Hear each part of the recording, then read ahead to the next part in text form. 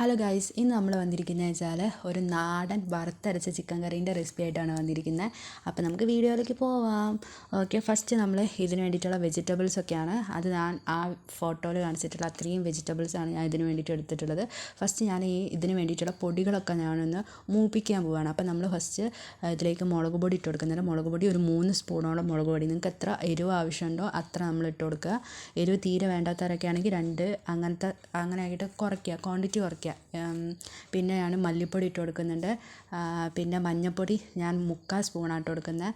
മല്ലിപ്പൊടി 2 സ്പൂൺ ഇട്ട് കൊടുക്കുന്നുണ്ട്.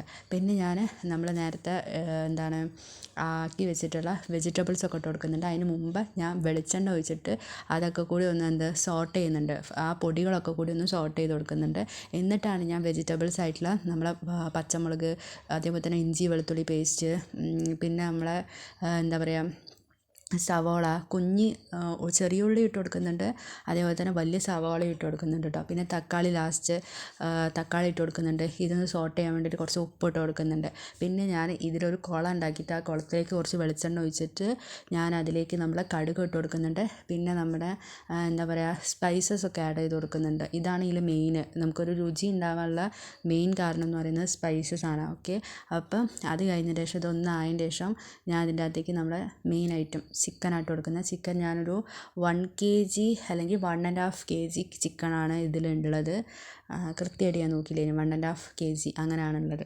ഓക്കെ, എന്നിട്ട് ഞാൻ കുറച്ച് വെള്ളം അതേപോലെ തന്നെ ഉപ്പും കൂടി ഇട്ടിട്ട് ഞാൻ അതൊന്ന് അടച്ച് വെച്ചിട്ട് വേവിക്കുകയാണ് ചെയ്യുന്നത്. ഇത് ചിക്കൻ വേവാനുള്ള ടൈമാണ് അത്ര ടൈമാണ് ഇതിലെടുക്കുന്നത്. അപ്പം ഞാൻ ഇടയ്ക്കിടയ്ക്ക് വന്നിട്ടൊന്ന് ഇളക്കിയൊക്കെ കൊടുക്കുന്നുണ്ട്. ഇതിൽ ഉപ്പ് കറക്റ്റാണോ അതൊക്കെ നമ്മൾ ഈ ഒരു സ്റ്റെപ്പിലാണ് നമ്മൾ നോക്കുക, ഉപ്പ് കറക്റ്റാണോ എന്നൊക്കെ. ഉപ്പ് ഇച്ചിരി കൂടിയാലും കുഴപ്പമൊന്നുമില്ല. നമ്മൾ ഇതിലേക്കാണ് ഇനി നമ്മൾ വറുത്തരച്ച തേങ്ങ ഇടാൻ പോകുന്നത്. ഇനി അടുത്ത വറുത്തരച്ച തേങ്ങയിൽ എന്തൊക്കെയാണെന്ന് വെച്ചാൽ നമ്മൾ വെളിച്ചെണ്ണയൊക്കെ ഒഴിച്ചിട്ട് നമ്മളതൊന്ന് നല്ലോണം വറുക്കുക. അതിലേക്ക് നമുക്ക് വേണമെങ്കിൽ സ്പൈസസും കൂടി ഞാൻ ഇട്ട് കൊടുത്തിട്ടുണ്ട് കേട്ടോ. സ്പൈസസും കൂടി ഇട്ടിട്ടാണ് ഞാൻ അത് വറുക്കുന്നത്. പിന്നെ നമ്മളെ പെരിഞ്ജീരകം ഉണ്ടാവില്ലേ, നമ്മുടെ ജീരകം ഇട്ട് കൊടുക്കുന്നുണ്ട്. എന്നിട്ട് അത് കഴിഞ്ഞതിന് ശേഷം ഈ മിക്സിയിലടിച്ച സാധനമൊക്കെ കൂടി അതിലേക്ക് തട്ടി കൊടുത്തതിന് ശേഷമാണ് ഞാൻ ചിക്കൻ മസാല ഇട്ട് കൊടുക്കുന്നത്. പിന്നെ തള വന്നതിന് ശേഷം കറി ലീവ്സൊക്കെ ഇട്ട് കൊടുക്കുന്നുണ്ട്. അങ്ങനെ നമ്മുടെ ഈ ഒരു സ്വാദിഷ്ടമായിട്ടുള്ള ചിക്കൻ കറി റെഡി ആയിരിക്കുകയാണ് ചെയ്യുന്നത്. അപ്പോൾ നിങ്ങളെല്ലാവരും വീട്ടിൽ ട്രൈ ചെയ്ത് നോക്കുക. അത്രയ്ക്കും ബെസ്റ്റ് സാധനമാണ് ഈ ചിക്കൻ കറി.